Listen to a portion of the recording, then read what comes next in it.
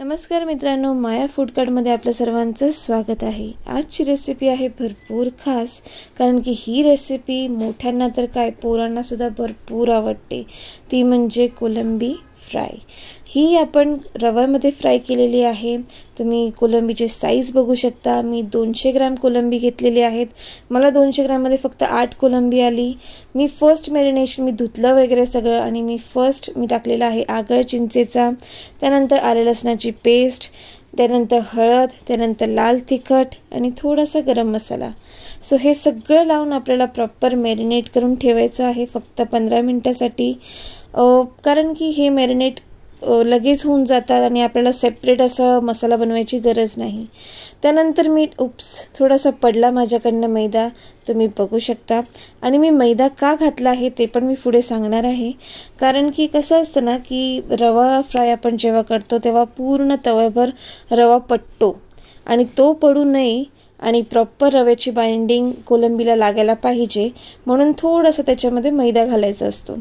मी घेतलेला आहे रवा बारीक आणि त्याच्यानंतर मी पॅन घेतलेला आहे। पॅनमध्ये मी तेल सोडत आहे, कारण की आता मला ते पटकन फ्राय करायचे आहेत। सगळेच्या सगळे पॅनमध्ये मावून जातात, कारण की ते 8च आहेत पण मोठे मोठे कोलंबी आहेत। तुम्ही बघू शकता प्रॉपर मी रवा लावलेला आहे। आता मी त्याला पॅनमध्ये सोडणार आहे। तसे मी सगळे लावून घेतले आणि एक एक करून सगळे ठेवले।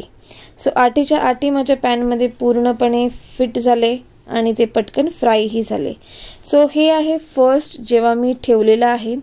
5 किंवा 8 मिनिटांनंतर तुम्ही पटकन तो चेंज करायचा आहे साईड, कारण की कसं असतं ना कोलंबी ही लगेच भाजते, मऊ असते ती, त्याच्यामध्ये अजिबातही काटा वगैरे काहीच नसतो, म्हणून पोरांना मोठ्यांना सगळ्यांना भरपूर आवडतं।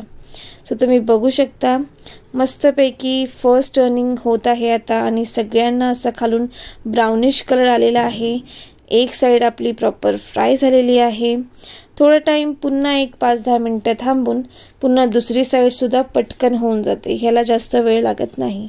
सो तुम्ही बघू शकता एक साईड झालेली आहे, आता पुन्हा दुसरी साईड आपण टर्न करत आहोत, जेणेकरून हे 3 वेळा फ्राय होऊन जातात। म्हणजे एक साईड झाली, आता ही दुसरी साईड होत आहे आणि दुसऱ्या साईडला सुद्धा मस्त एकदम असा मस्त कुरकुरीतपणा येतो।